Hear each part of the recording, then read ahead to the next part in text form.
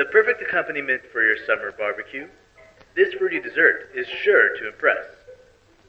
Today we are making Marshmallow Fruit Grill from the 1966 Cookbook, all out for a chicken cube. You can turn on subtitles by pressing the CC button, and if you'd like to try this at home, I'll be leaving all of the ingredients and their measurements in the description under the video.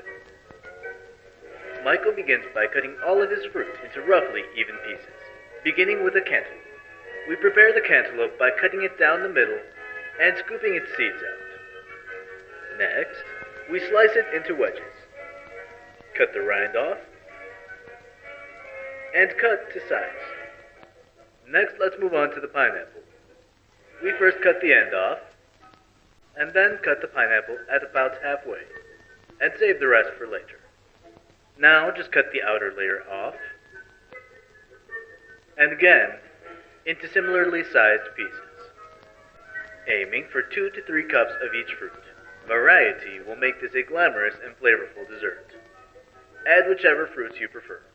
Here, Maikoh is cutting some plums, beginning by cutting around the seed and twisting apart. Now, the seed may be easily removed and the fruit cut to size. The apricots also contain seeds, which must be extracted. Following the same technique, Maikoh cuts around the outside and pulls the seed out, before cutting the apricot and adding it to the mix. A bunch of grapes gets added here as well. 1 whole bunch should do.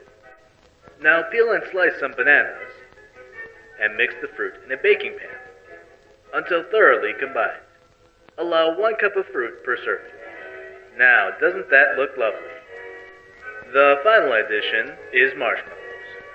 Cover the fruit with the fluffy white marshmallows, wrap in foil,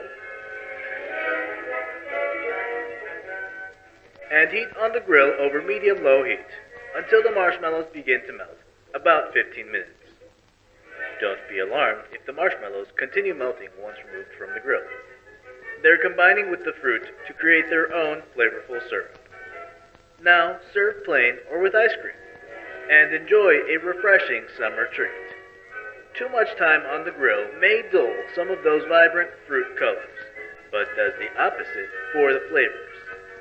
This new dessert idea adds a glamorous, flavorful touch to top off a barbecue in style. Trying this at home? Share your results with me on Instagram. Tag me at Maikoh with 4 H's. And if you enjoyed the video, don't forget to give it a thumbs up and consider subscribing if you're new. I would love to have you around. If you'd like to watch another video, you can click that card over on the right. Thank you so much for watching, and I hope to see you all next time.